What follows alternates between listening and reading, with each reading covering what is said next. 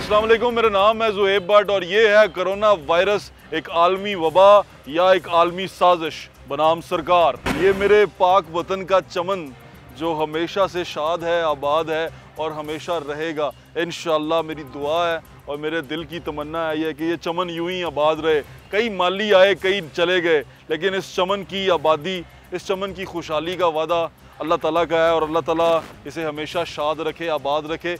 हमारे करतूत ऐसे नहीं हैं कि हम फ़ख्र कर सकें, लेकिन फिर भी इस पाक वतन की मिट्टी में मेरे बुज़ुर्गों का खून है, इस पाक वतन में कुर्बानियाँ हैं मेरे ख़ानदान की, मेरे लोगों की, मेरे बुज़ुर्गों की, मेरी बहनों की, मेरी माओं की। तो इसको इतने आराम से इस तरह कह देना कि ये चमन उजड़ा हुआ है, ये बात दिल को चुभती है। और इसका माली जो उनसे है वो अब आया है और अब हमें मिला है, तो इसका मतलब जो मेरे बुज़ुर्ग इसकी आबियारी करते रहे, अपने खून से इसकी आबियारी करते रहे, इसको आगे लेके चलते रहे, उन्होंने कुछ नहीं किया। यहाँ पर थोड़ा दिल दुखा। चलें आगे चलते हैं। आज हम आए हैं किंग एडवर्ड के अंदर और किंग एडवर्ड मेडिकल यूनिवर्सिटी के अंदर हम आपको दिखाएंगे कि कोरोना से फ़ाइट करने के लिए हमारे जो डॉक्टर्स हैं, जो हमारे असली मुजाहिद हैं, वो क्या कर रहे हैं और उनकी ट्रेनिंग जो कोरोना से लड़ने के लिए जारी है उस पर चलेंगे। मुख्तलिफ डॉक्टर से भी बात करेंगे और ये जो एक मिथ बनती जा रही है कि कोरोना जो सा है ये आलमी वबा नहीं, आलमी साजिश है, इसके ऊपर भी बात करेंगे डॉक्टर साहब से। और किंग एडवर्ड के वाइस चांसलर से ये भी पूछेंगे कि ये इतना पैनिक क्रिएट क्यों हो रहा है और इस पैनिक को कंट्रोल करने के लिए मेडिकल साइंस क्या कर रही है। आएँ चल के इसको दिखाते हैं। मैं इस वक्त किंग एडवर्ड में मौजूद हूँ और मेरे साथ डॉक्टर साकिब सईद मौजूद हैं जो प्रोफेसर हैं पल्मोनोलॉजी के। अस्सलाम वालेकुम डॉक्टर साहब, कैसे हैं? वालेकुम सलाम, बहुत शुक्रिया। डॉक्टर साहब, ये ट्रेनिंग किस चीज़ की हो रही है डॉक्टर्स की? जी डॉक्टर्स की ट्रेनिंग हो रही है। वो डॉक्टर हैं जो एक्सपो सेंटर के अंदर, जो कि गवर्नमेंट ऑफ पंजाब ने एक आउटरीच या फील्ड हॉस्पिटल के तौर पे खोला है, जहाँ पे कोविड-19 के पॉजिटिव पेशेंट्स हैं वो दाखिल हैं, उनकी मॉनिटरिंग और मैनेजमेंट के लिए ये टीम आई है यहाँ पे जी। तो हम ये कोर्स जो है वो कंडक्ट कर रहे हैं फरवरी से जी। पहला कोर्स हमने किंग एडवर्ड में कंडक्ट किया था फरवरी दिस ईयर, जब पाकिस्तान में एक भी कोविड-19 डिजीज़ का पेशेंट कोई नहीं था। उसके बाद से हमने वो सीरीज़ ऑफ कोर्सेज़, ये ट्रेनिंग कोर्सेज किए हैं। कि मैं आपसे सवाल पूछना चाह रहा हूँ। अभी किंग उधर आपने को उसकी बात की एक्सपो सेंटर की।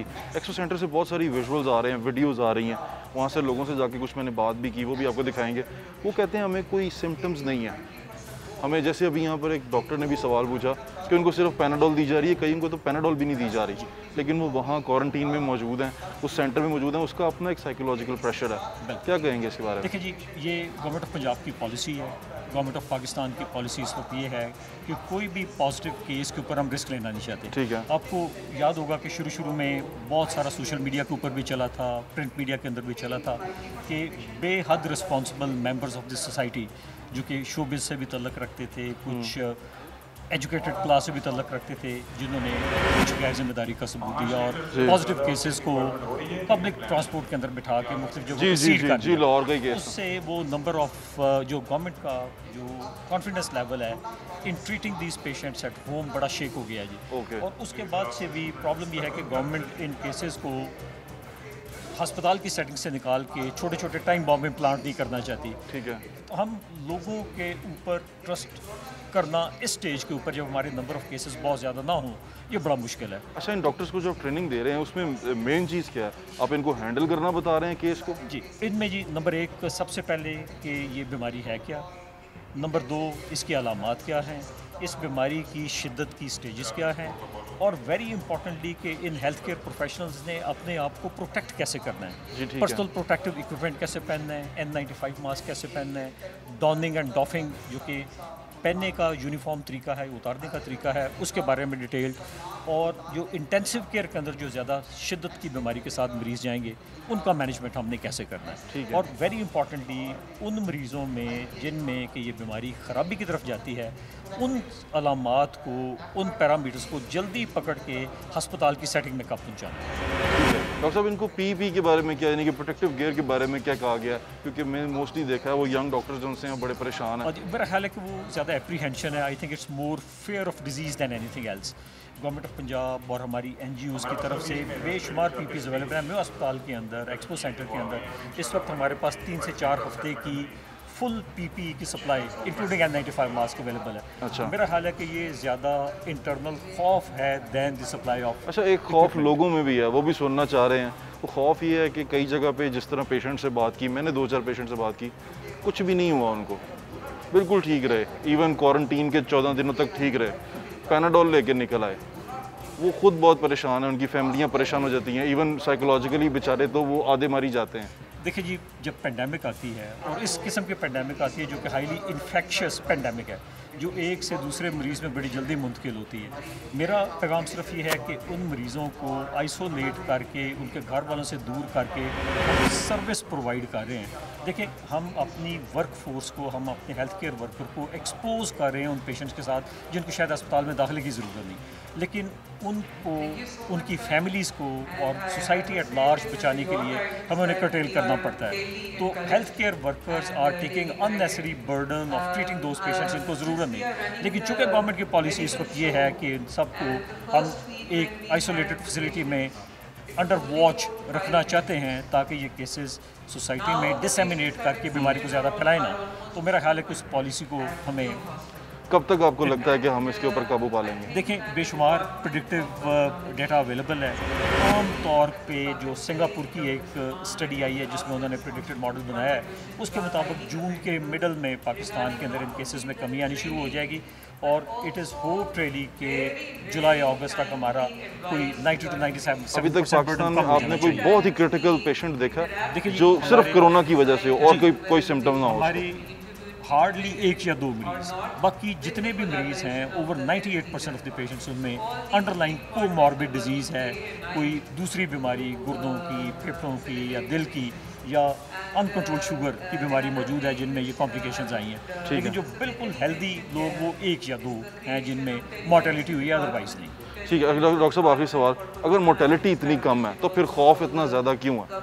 मेरा ख्याल है जी, it's more panic than anything else. Panic इस चीज़ का है कि चूँकि ये बीमारी एक से दूसरे को मुंतकिल होती है और इसमें हमारी जो एल्डरली पॉपुलेशन है, जो बुज़ुर्ग हमारे साथ घरों में रह रहे हैं, उनकी प्रोटेक्शन जो है वो बड़ी इंपॉर्टेंट है। तो मेरा ख्याल है वो खौफ ज़्यादा, वो हाइप है, और दूसरा नंबर ऑफ पेशेंट्स जो एकदम इन्फेक्ट हो जाते हैं और उनमें से ज़ाहिर है फिर 2 से 3% जब डेथ रेट उनका आता है तो वो नंबर बड़ा बन जाता है। टेस्टिंग के बारे में मैं पूछना चाह रहा था, अभी कुछ लोगों के सरकारी तौर पे पॉजिटिव आए हैं, लेकिन दूसरे ही लम्हे जब उन्होंने प्राइवेट करवाए हैं तो 2-2 दफ़ा नेगेटिव आए हैं। देखिए, ये डिपेंड करता है कि स्टैंडर्डाइजेशन ऑफ किट्स कैसी है, फैसिलिटीज़ इन लेबॉर्ट्री में कैसी हैं। जो गवर्नमेंट ऑफ पंजाब की IPH के अंदर जो लेबॉर्ट्री इस वक्त काम कर रही है या UVAS के अंदर कर रही है, निश्तर हॉस्पिटल में कर रही है, और PKLI के अंदर अब टेस्ट सरकारी सेक्टर में होने शुरू हो गए, तो उनकी स्टैंडर्डाइजेशन बहुत अच्छी है। It's right according to the health care commission regulation के मुताबिक है, इसलिए उनके रिजल्ट्स जो हैं वो बहुत ज़्यादा रिलायबल हैं।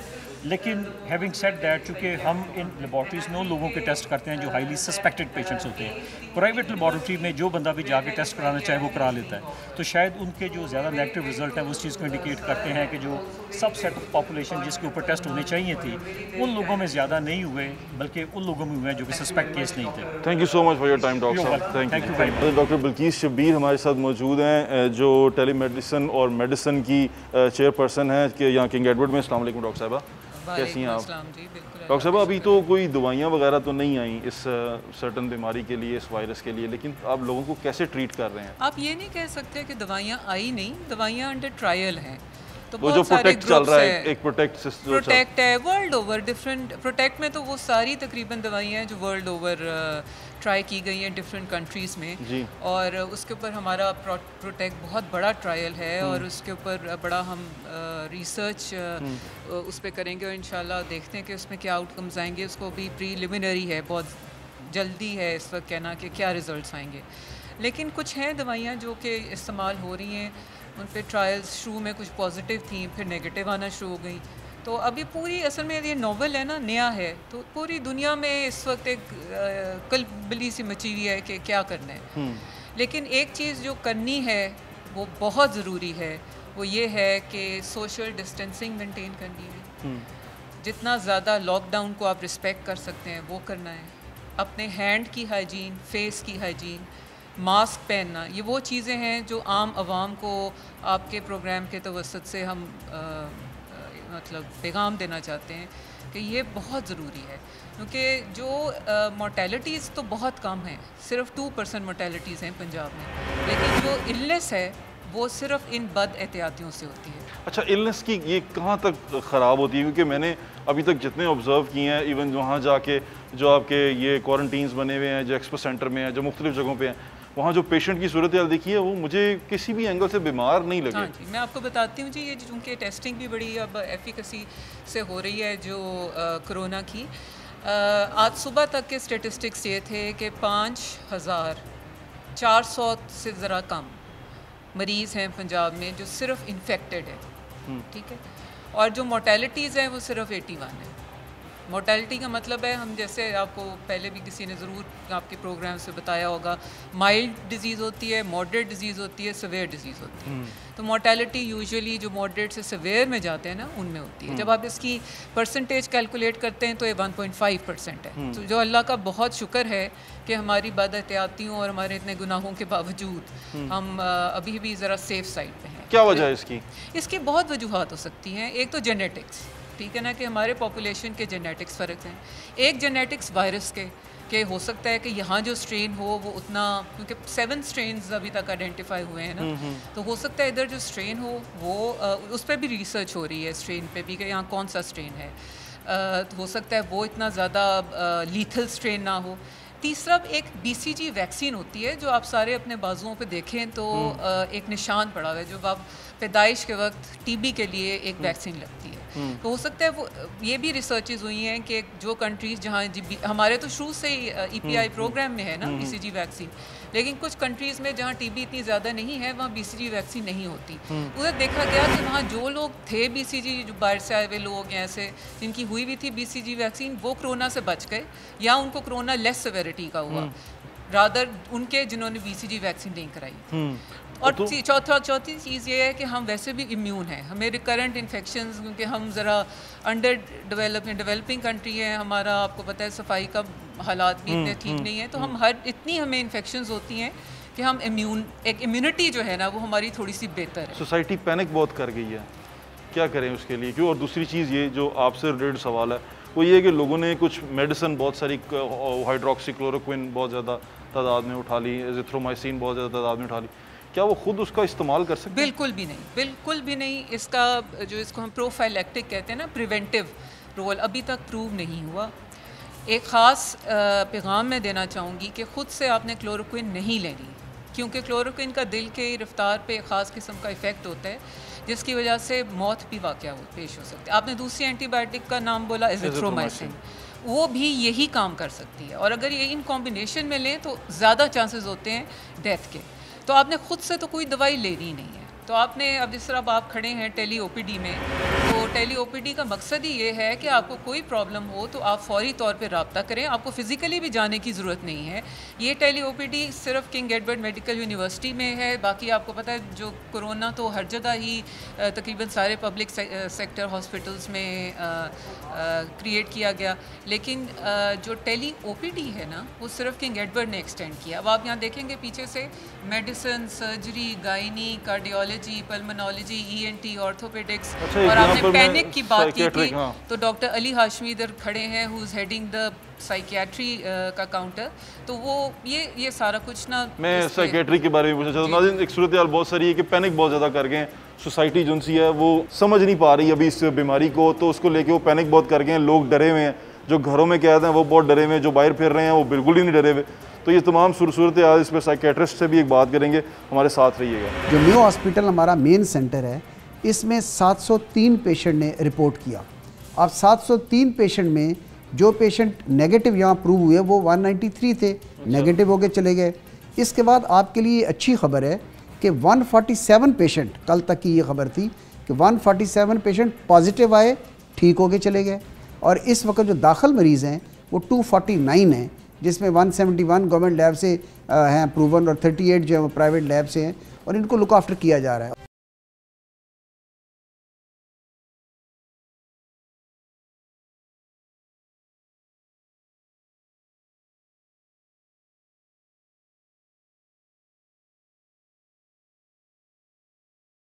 डॉक्टर अली हाशमी हमारे साथ मौजूद हैं, जो हेड ऑफ टेली साइकेट्री, यहाँ पर जो टेली मेडिसिन डिपार्टमेंट शुरू हुआ उसमें टेली साइकेट्री भी है, यानी कि उन लोगों के लिए जो थोड़े से दिमागी तौर पे परेशान हो चुके हैं इस तमाम बीमारी को लेके, या किसी भी उनको प्रॉब्लम है उसको देख रहे हैं। डॉक्टर साहब अस्सलाम वालेकुम। जी वालेकुम कैसे हैं आप? अल्लाह का शुक्र। डॉक्टर साहब, किस तरह के पेशेंट आपको फ़ोन करते हैं और क्या पूछते हैं? इसमें 3 बातें देखने वाली हैं। एक बात तो ये है कि जब से ये कोरोना की बीमारी आई तब से 3 किस्म के पेशेंट के ग्रुप हैं जो हमें जिनके बारे में हम बात कर सकते हैं।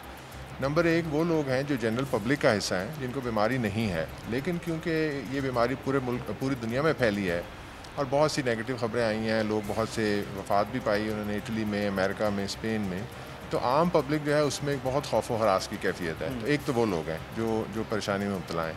दूसरे वो लोग हैं जिनको कोरोना बीमारी है, जो अस्पतालों में दाखिल हैं, जिनको टेस्ट हुए हैं, जो यहाँ मेयो हॉस्पिटल में दाखिल हैं, जो हमारा मेन रेफरल सेंटर है पूरे लाहौर के लिए कोरोना में।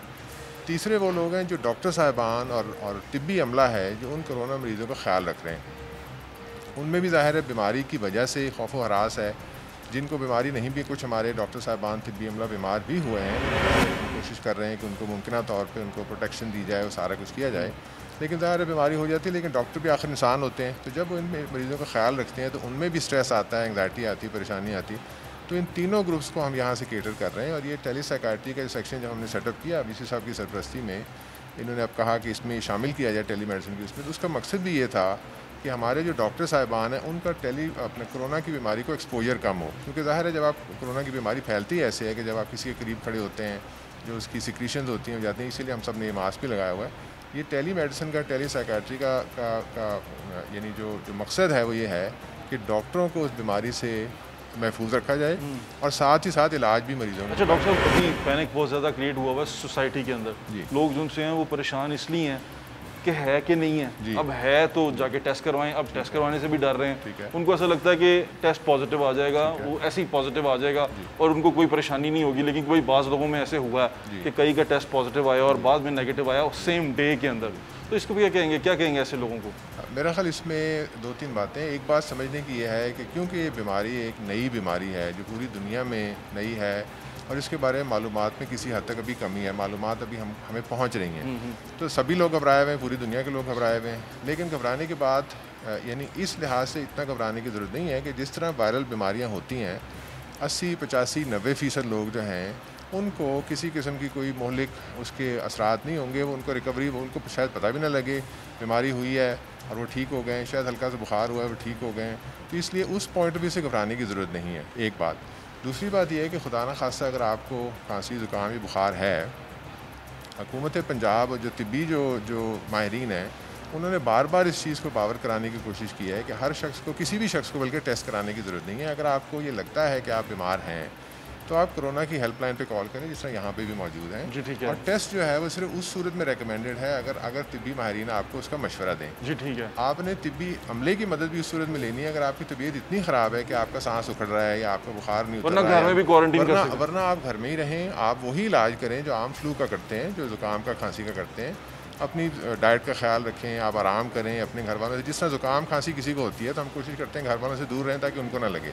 वही मामला कोरोना का, थोड़ा सा एहतियात उसमें ज़्यादा कर लेंगे, आप अलग कमरे में रह लें, घर वालों के साथ अपना कॉन्टैक्ट आप कम कर लें, तो वो परेशानी का मामला जो है इसलिए भी। और मैं मादत से ये भी कहना चाहूँगा कि हमारे मीडिया ने जिस तरह इसको कवर किया है उससे भी थोड़ा सा वो जो परेशानी वाली कैफियत है लोगों में बढ़ रही है। लोग तो वो स्प्रे डाल के ना अल्कोहल वाला एक दूसरे के पीछे भाग रहे हैं। वो एक दूसरा मामला है कि उसमें क्योंकि आजकल का ज़माना इंफॉर्मेशन एज का ज़माना है, सोशल मीडिया का ज़माना है, तो तरह तरह की जो वहम है, तरह तरह की जो घरेलू जो टोटके हैं वो जब और व्हाट्सएप पे ख़बरें फैलती हैं, सोशल मीडिया पे फैलती हैं, और वो फिर क्योंकि हम सोशल मीडिया से इज्तनाब करें, दुनिया जो है वो जुड़ी हुई है तो वो एकदम चीज़ घूम जाती है। तो हम तो लोगों को साइकाट्री में हम लोगों को एडवाइस दे रहे हैं कि आप कोशिश करें कि आपका जो स्क्रीन यूज़ है, यानी जो भी आप स्क्रीनें देखते हैं उसको कम से कम रखें। स्क्रीन का मतलब है आपकी सेल फ़ोन, आपका लैपटॉप, आपका कंप्यूटर, आपकी टैबलेट, हर चीज़ का इस्तेमाल, आपका टीवी, हर चीज़ का इस्तेमाल कम से कम रखें।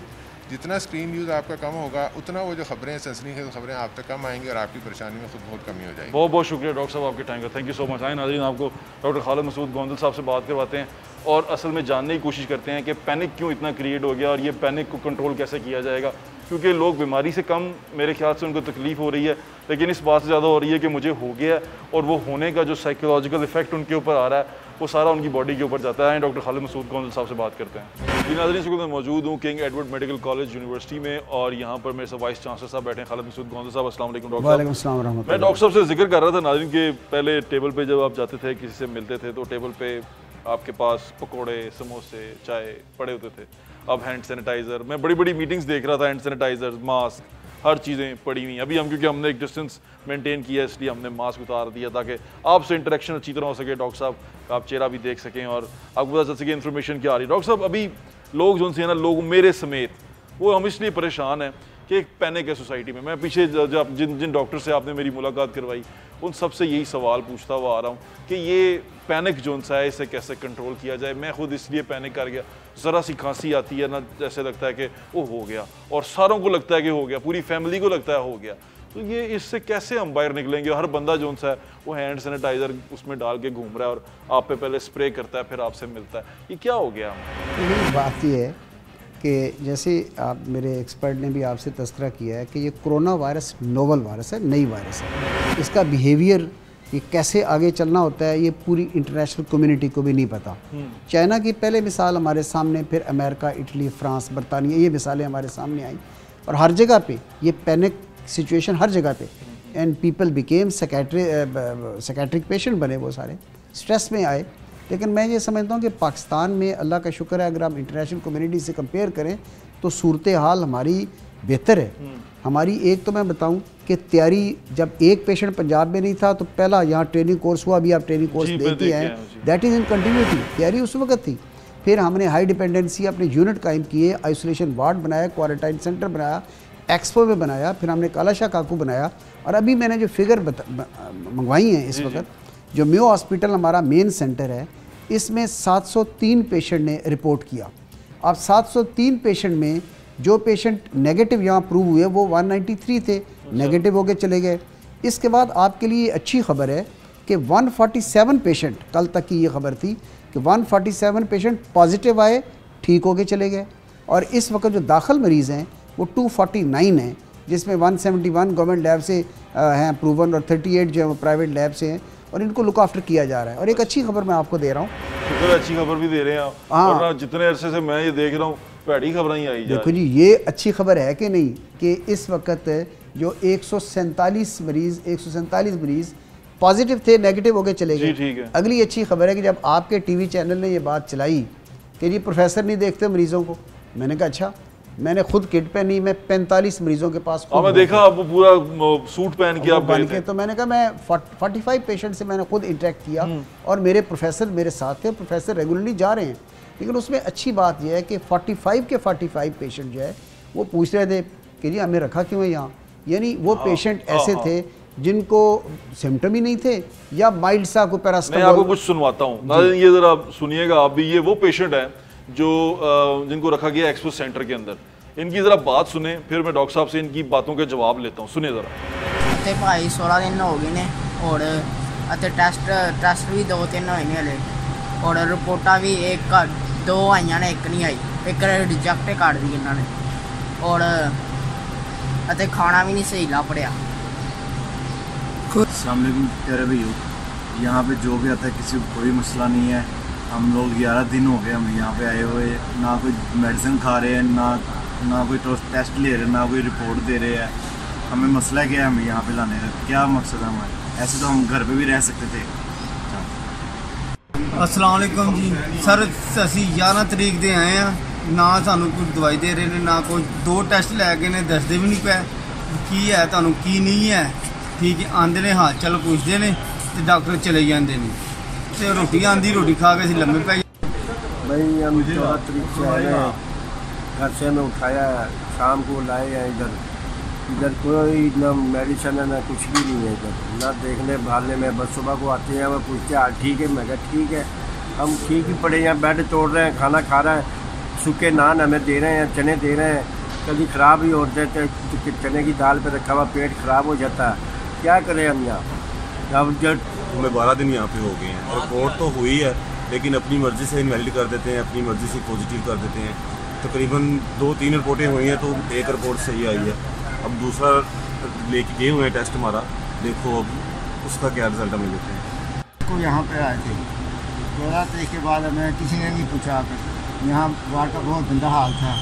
और उसके बाद 16 तारीख को फिर वो आए, उन्होंने एक हमारा टेस्ट लिया, उसके बाद डॉक्टर ने कोई चक्कर नहीं लगाया यहाँ पे, ना कोई दवाई दी, ना कुछ पूछा कोई क्या हाल है। सिर्फ खाने के लिए वो आते थे, खाना दे जाते थे, बाकी निदावार से डाला।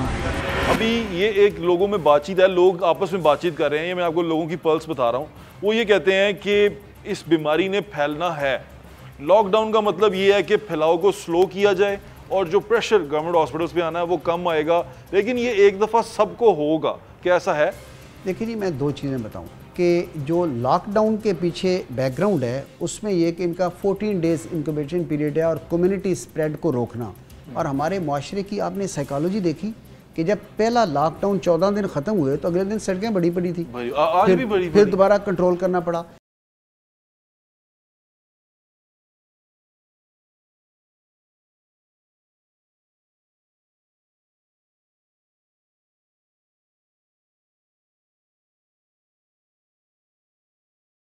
आपने शिकायतें सुन ली लोगों की, डॉक्टर साहब क्या कहते हैं इस बारे में आप? बात ये है जी कि मैं 45 पेशेंट का मैंने तस्करा किया ना, ये एक्सपो सेंटर के हैं जिनकी बात सुनाई है। मैं तो म्यूज़ कॉल से मिल के आया था, लेकिन मैं आपको जनरली ये बात बनाता हूँ कि अल्लाह का शुक्र है कि हमारे 85 to 90% पॉजिटिव पेशेंट वो हैं जो एसिम्प्टोमेटिक या जिनके माइल्ड सिम्टम हैं, जिनको रिक्वायरमेंट ही नहीं है पैरास्टामोल से ज़्यादा या जिनको कफ सिरप से ज़्यादा रिक्वायरमेंट ही नहीं है। बंद क्यों करता हो? इस तरह कत्ल करके आए? नहीं एक बात याद रखिएगा, दो चीज़ें।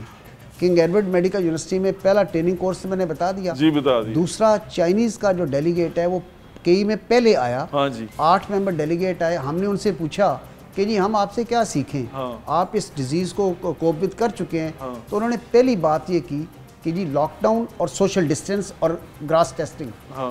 अब ये याद रखिएगा कि पहले शुरू में ये था कि जो बाहर से लोग आ रहे थे देवर द मेन सस्पेक्ट और पॉजिटिव, उनसे फैला। इसके बाद फिर कम्युनिटी स्प्रेड था। कम्युनिटी स्प्रेड ये कि जो लोकल पॉपुलेशन है, जो साइलेंट पॉजिटिव लोग हैं, वो साइलेंट पॉजिटिव लोग एक दूसरे को फैला रहे हैं। अगर ये पॉजिटिव लोग हम एक्सपो सेंटर पे या कालाशाह काकू में ना रखते तो आपका कम्युनिटी स्प्रेड बहुत मैसिव लेवल पे होता। सो एसिम्प्टोमेटिक पेशेंट का या माइल्ड सिम्प्टोमेटिक का वहाँ रखना डिजीज़ की फर्दर प्रोग्रेशन के लिए बहुत ज़रूरी था। लेकिन हमारा कल्चर ये है, एक मरीज़ कहता है कि यार मुझे तो कुछ भी नहीं है, हालांकि उसके अंदर वायरस है, वो वायरस 2 हफ्ते रहना है, उसको हमने रोकना है ताकि दूसरों को वो ना फैलाए, इसलिए हमने उनको रखा। 2 हफ्ते उसके अंदर रहेगा, वो 2 हफ्ते तकरीबन, करे कुछ ना करे वो उसके अंदर रहेगा। इंक्यूबेशन पीरियड है। अब वो जो एक स्प्रेड का बायस बना हुआ है उसको रोकने के लिए उनको क्वारंटाइन किया और फिर लोग नेगेटिव होते हैं, फिर चले जाते हैं। अच्छा डॉक्टर साहब, एक और चीज़ मैं पूछना चाह रहा था कि ये फैलाव आपने कहा इसका फैलाव होगा, अभी ये एक लोगों में बातचीत है, लोग आपस में बातचीत कर रहे हैं, ये मैं आपको लोगों की पल्स बता रहा हूँ। वो ये कहते हैं कि इस बीमारी ने फैलना है, लॉकडाउन का मतलब ये है कि फैलाव को स्लो किया जाए और जो प्रेशर गवर्नमेंट हॉस्पिटल्स पे आना है वो कम आएगा, लेकिन ये एक दफ़ा सबको होगा, क्या ऐसा है? देखिए जी, मैं दो चीज़ें बताऊँ कि जो लॉकडाउन के पीछे बैकग्राउंड है उसमें ये कि इनका 14 डेज़ इंक्यूबेशन पीरियड है और कम्युनिटी स्प्रेड को रोकना। और हमारे माशरे की आपने साइकोलॉजी देखी कि जब पहला लॉकडाउन 14 दिन ख़त्म हुए तो अगले दिन सड़कें बड़ी पड़ी थी, फिर दोबारा कंट्रोल करना पड़ा। अब भी लोगों से हम कहते हैं कि खुदारा अपने घरों में ठहरें, स्टे सेफ, और रमज़ान का महीना है, इनफरादी इबादत करें, तौबा इस्तग़फ़ार करें, अल्लाह को राज़ी करें, अमाल ठीक जाएंगे, हालात ठीक होंगे। लेकिन अनफॉर्चुनेटली हमारी सड़कों पे फिर भी लोग आते हैं। सो ये लॉकडाउन इसलिए है कि कम्युनिटी स्प्रेड इस मैस लेवल पे ना हो जाए कि लोग इंटेंसिव केयर और वेंटिलेटर पे आने शुरू हो जाएं। और मैं ये समझता हूँ कि अगर ये थोड़ा सा ये लॉकडाउन अगले 3-4 हफ्ते हमने ऑब्ज़र्व कर लिया तो इंशाल्लाह हमारी कर्व स्ट्रेट हो जाएगी। और अभी एक स्टडी मेरे सामने आई है, अभी आपके आने से पहले, एक और खुशखबरी मैंने इसको डाउनलोड किया है।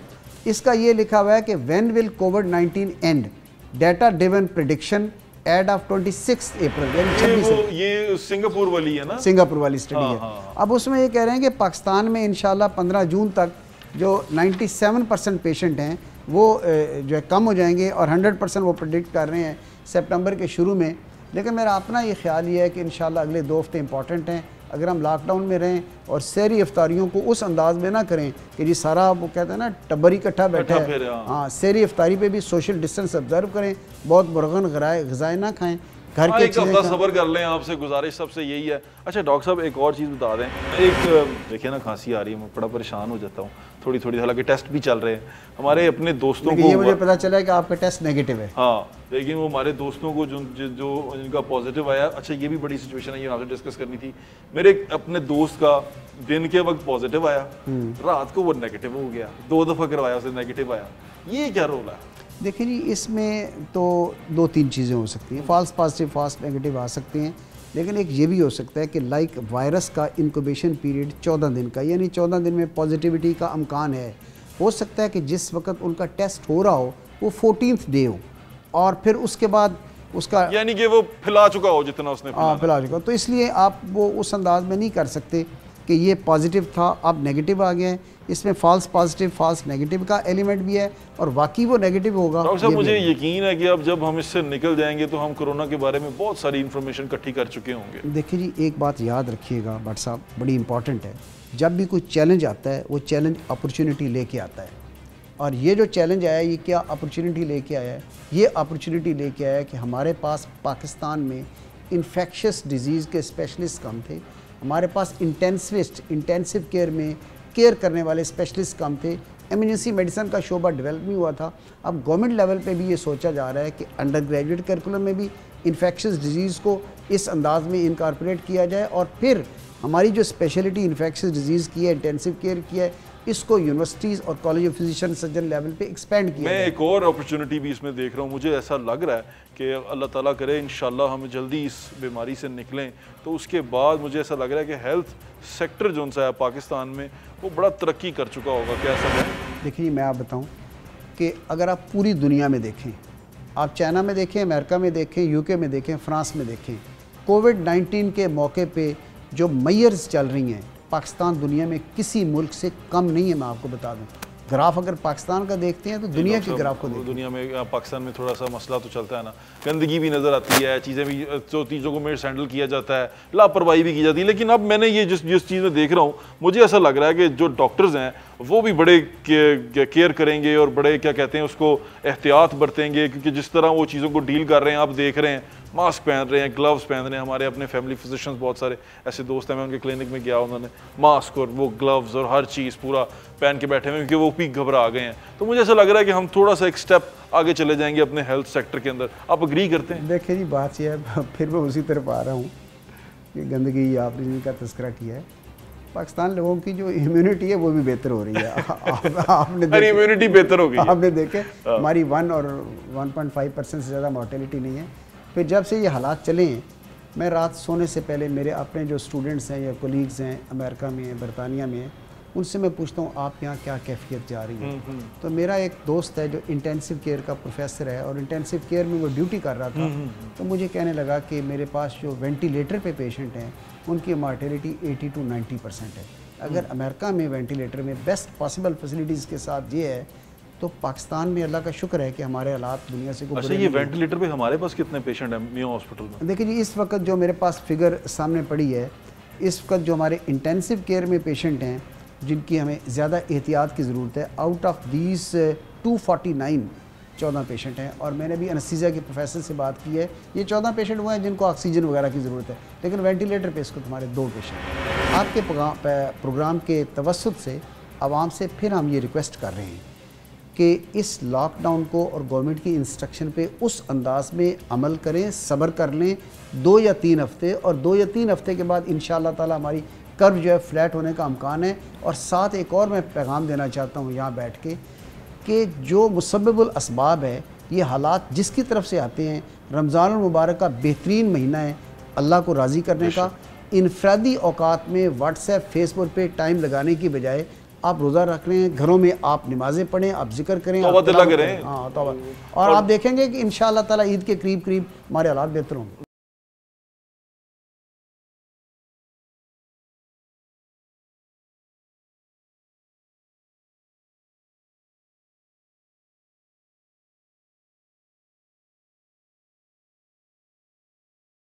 दूसरी मुझे ये बता दें कि सिचुएशन जो सी है, अब आपको नज़र क्या आ रही है, ये कितने अरसे तक कर्ब कर जाएगा पाकिस्तान में, और अभी क्या स्टेटस है, क्योंकि क्या अभी ग्राफ जो सा है वो नीचे आना शुरू हुआ है?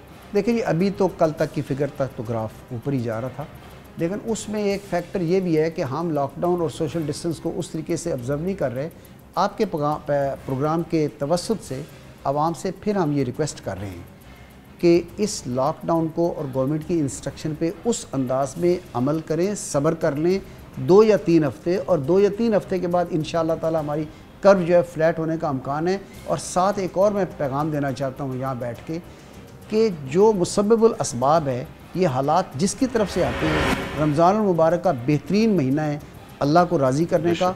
इनफरादी औकात में व्हाट्सएप फेसबुक पे टाइम लगाने की बजाय आप रोज़ा रख रहे हैं, घरों में आप नमाज़ें पढ़ें, आप जिक्र करें, तौबा करें। हाँ तौबा, और आप देखेंगे कि इंशाअल्लाह ताला ईद के करीब करीब हमारे हालात बेहतर होंगे। डॉक्टर साहब, अभी मैं लिबर्टी लेते ना उसकी, क्योंकि डॉक्टर साहब मेरे उस्ताद भी हैं, मैं ये जानना चाह रहा हूँ कि अभी जो सा सिचुएशन है, एक लोगों के अंदर ये सवाल है, मैं लोगों का सवाल पूछ रहा हूँ, उनको लगता है कि सब फ्रॉड है, कोई इंटरनेशनल साजिश हो रही है, कोई ये ड्रामा चल रहा है सारा हमारे साथ, हमें बेवकूफ़ बनाया जा रहा है। वो कहता है गवर्नमेंट बिक गई है, तो ऐसा लग रहा है कि गवर्नमेंट बिक गई है। ये लोगों का सवाल है, मुझे इसके बारे में बताएं कि ये बीमारी की सीरियसनेस किस हद तक है, क्योंकि इसी वजह से कि लोगों के दिमाग में ये डाला जा रहा है, फेसबुक इंटरनेट पे इस तरह की चीज़ें डाली जा रही हैं कि ये फ्रॉड है, ये कोरोना शरोना कुछ नहीं है, ये सब ड्रामा है और ये कोई इंटरनेशनल गेम है। क्या कहेंगे आप? व्हाट्सएप मैं आई थिंक इस पे this is very important question and I feel very sorry और बड़ी अनफॉर्चुनेट मैं ये समझता हूँ कि बहुत पढ़े लिखे आदमी भी, यानी मैं बैठा था पिछले हफ्ते की बात है, अब मैं नाम नहीं लेता, मेडिकल प्रोफेशन की सबसे टॉप टैलेंटेड फिगर को एक टेलीफोन आया, बात उन्होंने यही की।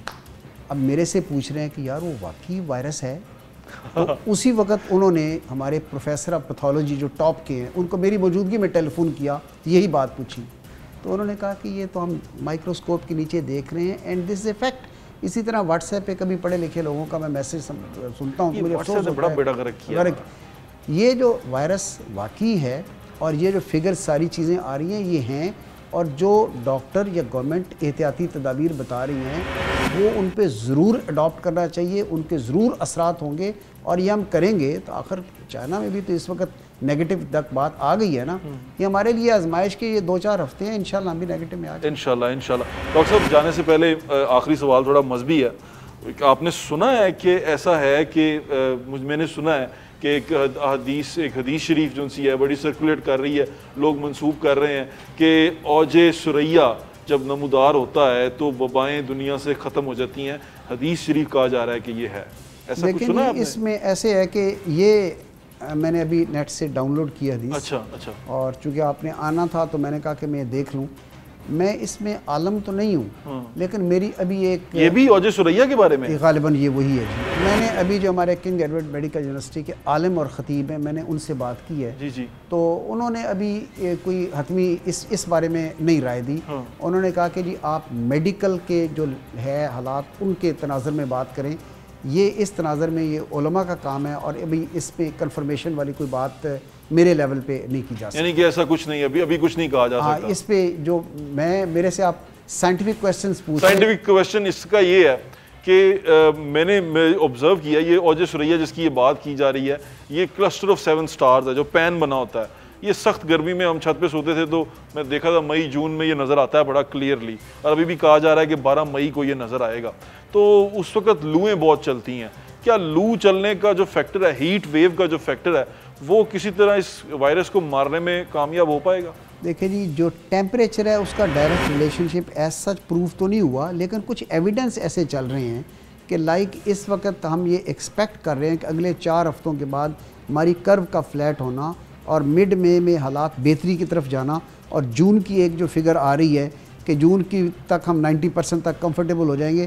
तो ये सारी चीज़ें एक दूसरे को मैच कर रही हैं, लेकिन आप कंफर्म नहीं किसी बात पे कह सकते, कंफर्मेशन नहीं मिल सकती। डॉक्टर साहब, आपके टाइम का बहुत बहुत शुक्रिया, और लोगों से भी मैं यही रिक्वेस्ट करना चाहूँगा, आप सबसे जो घर में सुन रहे हैं देख रहे हैं, दोबारा इंटरनेट और सोशल मीडिया जो सा है ये कोई ऑथेंटिक सोर्स ऑफ इंफॉर्मेशन नहीं है। सोशल मीडिया पे जो कहा जाता है उस पर मनोअन अमल कर लेना ये बेवकूफ़ी के ज़ुमरे में आएगा कि व्हाट्सएप पे एक वीडियो आ गई, व्हाट्सएप पे किसी ने कुछ कह दिया, उस वीडियो का सियाको सबाक क्या थे, उसका कॉन्टेक्स्ट क्या था, उसके आगे पीछे क्या था, सेंटर से एक पोर्शन देख लेना और उस पर मनोअन अमल कर लेना, उसको मान लेना कि यही ठीक है और वो आगे फैला देना, ये बड़ी गलत बात है। क्योंकि आपके पास अब इस सारी कन्फ्यूजन को दूर करने के लिए टेली मेडिसिन डिपार्टमेंट भी है, जहाँ पर आप कॉल कर सकते हैं, जहाँ पर आप लोगों से पूछ सकते हैं, डॉक्टर से पूछ सकते हैं, रेलेवेंट डॉक्टर से पूछ सकते हैं, स्पेशलिस्ट से पूछ सकते हैं, प्रोफेसर से बात कर सकते हैं, आप अपनी तमाम की तमाम कन्फ्यूजन्स को क्लियर कर सकते हैं। लेकिन इस तरह की चीज़ों पे अमल करना और बात करना,